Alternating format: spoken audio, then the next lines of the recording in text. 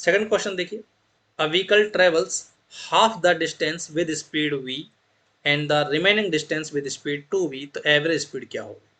आपसे क्या कहा है कि कोई व्हीकल है हमारे पास, डिस्टेंस चल रहा है, एक बार जरा इसका मोशन समझते हैं कि एक व्हीकल है हमारे पास, डिस्टेंस चल रहा है, टोटल डिस्टेंस का हाफ तो चल रहा है v से और रिमेनिंग हाफ चल रहा है हमारे पास 2v से। मैं टोटल डिस्टेंस को d मान लेता हूं, let total distance equal to d।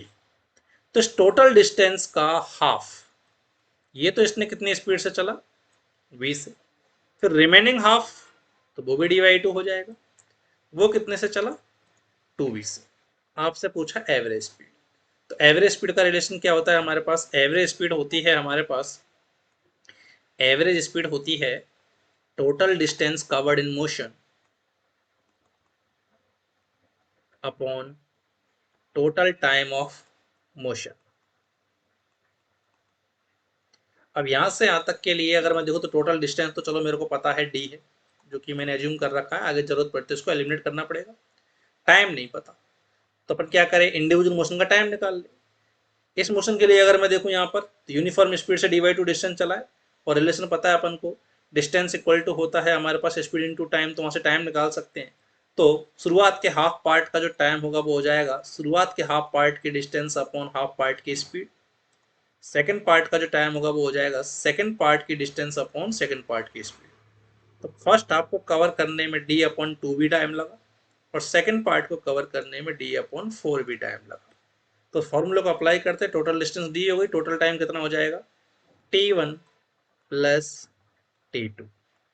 Solve करते हैं इसको, तो एवरेज स्पीड के लिए देखिए d तो कॉमन आ जाएगा हमारे पास, यहाँ हो गया 1/2v प्लस 1/4v, d से d कैंसिल हो गया, d को एलिमिनेट करने की जरूरत ही नहीं पड़ी, अपन को कैंसिल हो गया, अपॉन में 4v LCM, 1 plus sorry 2 plus 1, तो एवरेज स्पीड कितनी आ गई यहाँ से हमारे पास, दिस इज 4v/3। तो इस पूरे मोशन के लिए जो एवरेज स्पीड होगी वो 4v/3 होगी, मतलब ऑप्शन नंबर 2। उम्मीद है सबको समझ में आ गया हो, ठीक। वैसे अगर मैं इसका कंसेप्ट तुम्हें समझाऊं तो कंसेप्ट क्या, जरा वो समझ लो एक बार, कि जब भी हमारे पास टुकड़ों में मोशन हो रहा होता है, पार्ट्स में मोशन हो रहा होता है, कि मान लो पहले v1 स्पीड से चला वो d1 डिस्टेंस, फिर पार्टिकल जो है वो v2 स्पीड से चला d2 डिस्टेंस, फिर पार्टिकल v3 स्पीड से चला हमारे पास d3 डिस्टेंस, इसी तरीके से चलता हुआ जा रहा है। आपको एवरेज स्पीड पूछिए तो अपन कैसे निकालेंगे, तो आप पहले तो इंडिविजुअल जो मोशन हो रहा है इंडिविजुअल पार्ट पे फोकस कर लो। पहले पार्ट की स्पीड पता है, पहले पार्ट की डिस्टेंस पता है, पहले पार्ट का टाइम भी निकालो, तो टाइम क्या हो जाएगा, डिस्टेंस अपॉन स्पीड। दूसरे पार्ट का टाइम हो जाएगा हमारे पास दूसरे पार्ट की डिस्टेंस अपॉन दूसरे पार्ट की स्पीड, और थर्ड पार्ट का हमारे पास टाइम हो जाएगा थर्ड पार्ट की डिस्टेंस अपॉन थर्ड पार्ट की स्पीड। अब क्वेश्चंस में क्या होगा, आपको इन तीनों वेरिएबल्स में से कोई भी दो गिवन होंगे और बाकी हमारे पास पूछ लेगा। क्लियर। अब अगर आपको दोनों स्पीड पता है, डिस्टेंस पता है, तो टाइम आ जाएगा, टाइम पता है, स्पीड पता है, तो आप डिस्टेंस भी निकाल सकते हो जिन जिन चीज़ों की जरूरत पड़े।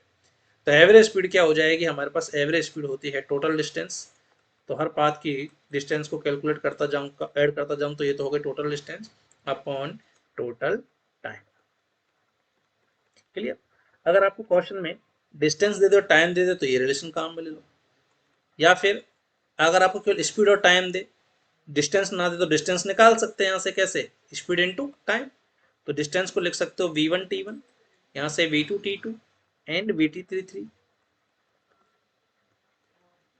तो अगर आपको केवल वेलोसिटी और टाइम, स्पीड और टाइम अगर गिवन करे तो आप इससे निकाल सकते हो, डिस्टेंस और टाइम गिवन कर दे तो इससे निकाल सकते हो, या आपको केवल डिस्टेंस और स्पीड ही गिवन करे, टाइम गिवन ना करे तो क्या करेंगे, तो कोई दिक्कत नहीं, डिस्टेंस गिवन कर रखी, स्पीड गिवन कर रखी है, टाइम नहीं दे रखा तो टाइम यहाँ से निकाल लो इस इक्वेशन से। इसका टाइम हो गया d1/v1 plus d2/v2 plus d3/v3।